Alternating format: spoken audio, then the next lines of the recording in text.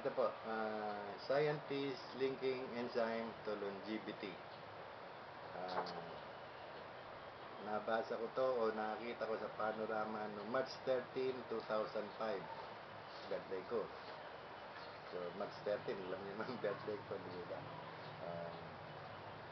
Lalo na yung mga kaibigan ko sa Facebook. Salamat sa bati nyo nung nakaraang birthday ko. Hindi ko pa inapasalamatan lahat, pero salamat to. 2,000 lang po bumati sa akin noon, kaya hindi ko masyadong nasagot lahat. At, salamat po, salamat po.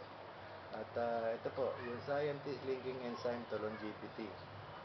Ibig sabihin, naniniwala yung scientifico na makakahaba ng buhay ang enzima, lalo na po yung manggagaling sa prutas at gulay. Ito po, makikita niyo po yan. Halos hindi na mabasa kasi lagi kong binabasa, lagi kong pinag-aaralan. So, siguro isang malaking bagay ito, no, sa ginagawa natin. Ito lang po masasabi ko, no, po. Sana po tulungan niyo po kami, no, ang aming foundation, no. Talaga akong kailangan namin ng konting puhunan po. At nasa ganun mapalaganap na natin ito, no. Katakot-takot na po yung sakit na nangyayari sa ating sabihin natin sa ating bansa at maging sa buong mundo. At ito ang ating produkto ay isang protease inhibitor. Ibig sabihin po nun, kaya niyang tumigil ng cancer cell. Ibig sabihin, hahawakan niya yung cancer cell para wag nang kumalat. So, nandoon pa rin yun sa katawan ng tao, pero ang iwasan natin yung kumalat. Lahat po ng tao ay may cancer cell. Nagiging aktibo lang po yan kung humihina yung ating katawan o meron tayong nagawa na nakapagpa-aktibo ng cancer cell na yun. Kaya sinasabi nila na lumalala, kumakalat yung cancer. At yun ay ang solusyon ng mga doktor, chemo lang, chemotherapy, opera, tanggalin yung ano, pero bumabalik din po yun. At so, hindi naman po namin sinasabi na walang kwenta yung chemotherapy at baka tayo mademanda, no? Pero sabihin natin, meron na po ba na buhay? Ayon sa talaan po ng John Hopkins Hospital na inilabas ng mga medical kung Conspiracy Activist sa Amerika, 90% ng 100%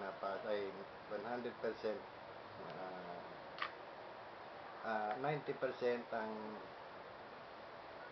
hindi gumagaling na pinapasok na pasyente ron. At 4 na tao lang ang nagpro-prolong, o sabihin na mahaba ng konti yung kanilang buhay, pero namamatay din. Basta ko kasi ginalaw natin ang cancer, tsak po na lalo magagalit.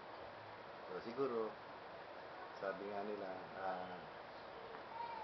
milagro lang ang makapagliligtas ng isang tao may cancer. So kaya, bakit hindi po natin pagsabayin?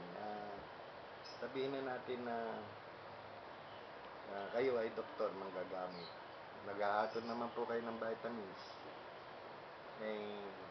sa pasyente. Gawin nyo na lang pong vitamins, ang Bio-Alpha Virginol. I-recommenda nyo sa inyong mga pasyente. At papuli, natutulungan po ito na magkakatulong po yung modernong medisina at makakatulong din po itong ating food supplement na lahat ay galing sa pagkain. Wala po kaming herbal sa sinasabi ng mga kaibigan ko, herbal ba yan? Hindi po, wala ho tayong herbal. Ang lahat po ng ginagamit natin ay galing sa pagkain. So, nawawala yung aking libro sana naipakita ko yung food pharmacist na sinasabi ni Gene Carper. Tagahangabi kasi ako ni Gene Carper. Nung nasa Amerika ako, nag-uusap kami sa email. At hindi lang ako nagkaroon ng pagkakataon na mamit siya, pero isa magaling na nutritionist. Siya po ay napagaling ang ginagamit niya po ay pagkain din. So, yun po rin ang aking ginagawa.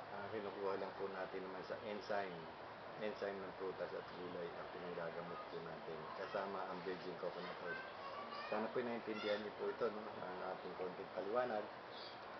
Tayo po ay umaasa sa ating mga kapatid na guardian, sa ating mga kamag-anak, sa ating mga sabihin na natin naniniwala. Pagpatuloy niyo po ang paniniwala sa inyong lingkod at asahan po ninyo na lahat na po ngayon na aking isusulat ay babasahin ko na po. Medyo babasahin ko na po, nakaharap ang video camera na sa ganun po ay mapanood nyo, hindi kayo magsawa, hindi yung babasahin nyo kasi. So marami po salamat at magandang hapon po muli sa inyo.